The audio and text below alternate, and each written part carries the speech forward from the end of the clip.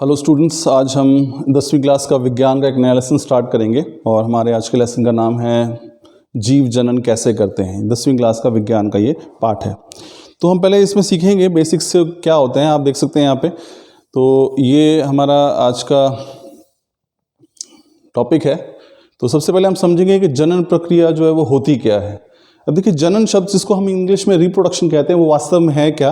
तो जनन एक ऐसी प्रक्रिया है जिसके द्वारा कोई भी जीव जो है वो अपनी संतान उत्पन्न करता है, ठीक है ना। उसे जनन या फिर रिप्रोडक्शन कहते हैं। तो किसी भी जीव की क्षमता के वो अपने जैसे अन्य जीव को उत्पन्न कर सके, उसको जन्म दे सके, ये कहलाता है जनन। इसको हम इंग्लिश में रिप्रोडक्शन कहते हैं।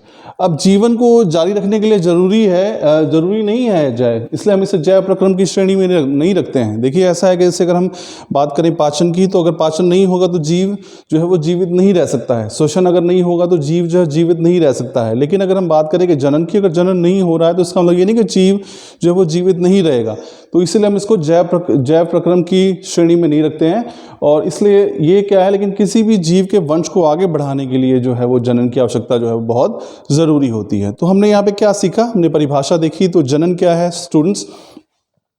जनन जो है एक ऐसी प्रक्रिया है जिसके द्वारा कोई भी जीव जो है वो अपने जैसे जीव को जन्म देता है या संतति उत्पन्न करता है। इसे हम जनन या फिर रिप्रोडक्शन कहते हैं। अब देखिए, हम कह रहे हैं कि जैव प्रक्रम की श्रेणी में नहीं आता है, लेकिन फिर भी इंपॉर्टेंट है। तो वो देखिए क्यों है। तो जनन की आवश्यकता जो है वो क्यों पड़ती है, वो यहाँ पे देखिए।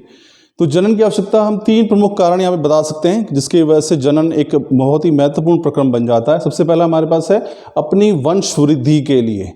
तो जनन क्यों आवश्यक है? जनन इसलिए आवश्यक है ताकि जो जीव हैं उनकी वंश में वृद्धि होती रहे और वो प्रजाति विलुप्त ना हो, नए नए जीव उनमें उसी तरह के उत्पन्न होते रहें।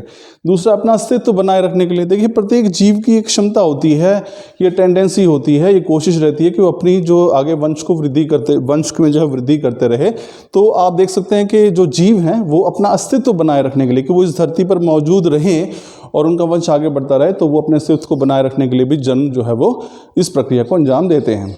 फिर तीसरा सबसे इम्पॉर्टेंट जो यहाँ पे कारण है वो है प्रकृति में संतुलन बनाए रखना। अब देखिए, जनन जो है वो जीवों को उत्पन्न करता है। हमें पता है कि सभी जीव जो एक दूसरे के साथ जुड़े हुए हैं किसी न किसी तरीके से, परोक्ष रूप से या फिर अप्रत्यक्ष रूप से वो एक दूसरे से संबंधित हैं। यानी कि जिसको हम जैसे कि हम मानते हैं कि कुछ जीव जो है हम जल पर आश्रित हैं, वायु पर आश्रित हैं, अन्य जीवों को हम अपना भोजन बनाते हैं, चाहे उसमें पौधे हैं, पेड़ हैं।